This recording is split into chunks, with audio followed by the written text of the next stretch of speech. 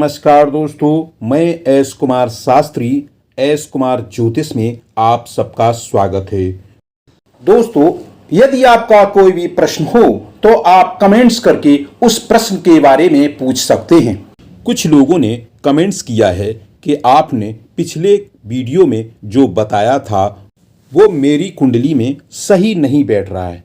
दोस्तों, आप लोग बिल्कुल ठीक कह रहे हैं, क्योंकि जो कुछ भी हम प्रिडिक्ट करते हैं या बताते हैं वह सब काल पुरुष की कुंडली के हिसाब से होता है। यह हो सकता है कि कुछ लोगों की कुंडली में ग्रह स्थिति वही हो जो हम बता रहे हों, फिर भी वह आपकी कुंडली में सटीक ना बैठ रहा हो।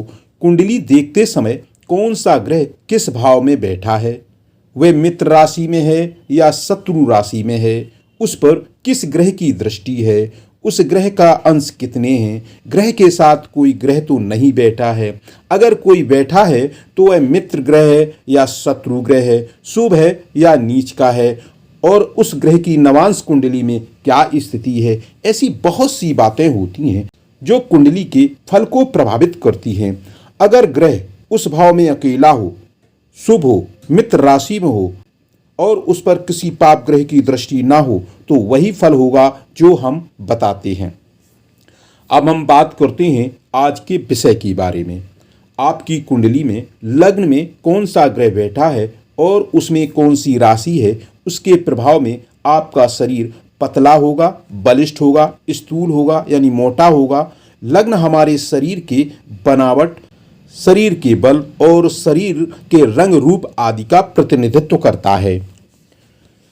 यदि किसी जातक की कुंडली के लग्न भाव में कर्क राशि हो और लग्न में शुक्र ग्रह विराजमान हो तो ऐसे जातक का शरीर थोड़ा सा, मतलब बहुत ज़्यादा नहीं, तो ऐसे जातक का थोड़ा स्थूल यानी थोड़ा सा मोटा अवश्य होता है।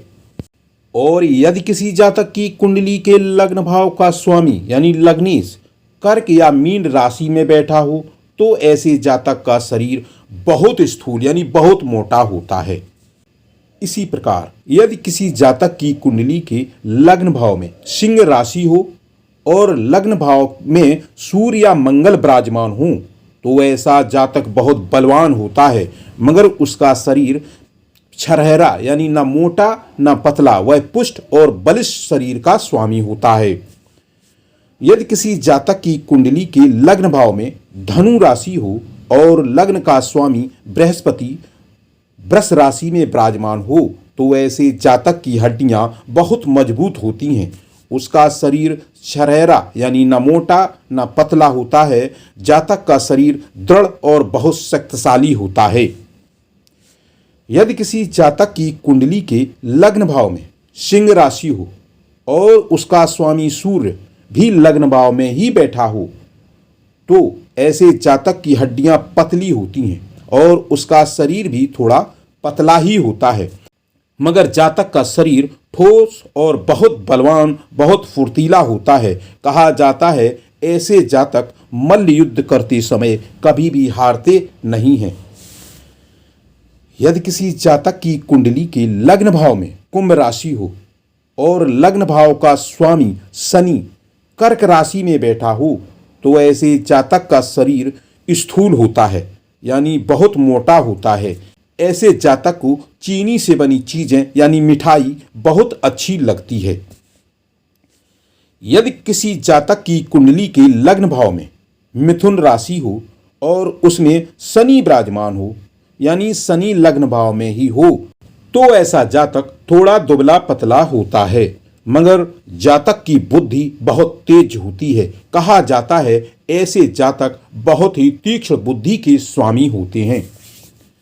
यदि किसी जातक की कुंडली के लग्न भाव में वृष राशि हो और उसमें बुध ग्रह विराजमान हो तो ऐसा जातक नाटे कद का होता है, मगर जातक बहुत बलवान शरीर का मालिक होता है। जातक का शरीर बहुत मजबूत होता है।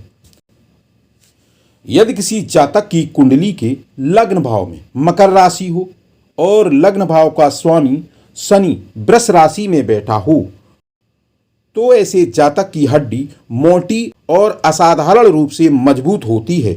ऐसा जातक थोड़ा मोटा होता है, मगर ऐसा जातक निडर और बलवान होता है।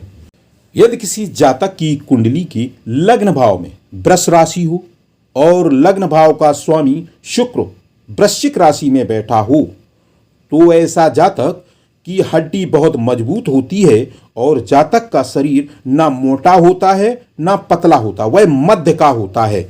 जातक हिष्ट पुष्ट शरीर का मालिक होता है। यदि किसी जातक के लग्न भाव में कन्या राशि हो और लग्न भाव का स्वामी बुध मेष राशि में विराजमान हो, तो ऐसा जातक का आंतरिक बल बहुत अधिक होता है। जातक की हड्डियां बहुत मजबूत होती हैं। जातक का शरीर मध्यम होता है, यानी कि न मोटा न पतला, मगर जातक बहुत दृढ़ निश्चय वाला होता है। दोस्तों, यह विवेचन ज्योतिष शास्त्र पर आधारित है और यदि लग्न में अन्य ग्रह हों और लग्न पर किसी अन्य ग्रह की दृष्टि पड़ रही हो तो फल अलग भी हो सकते हैं। धन्यवाद।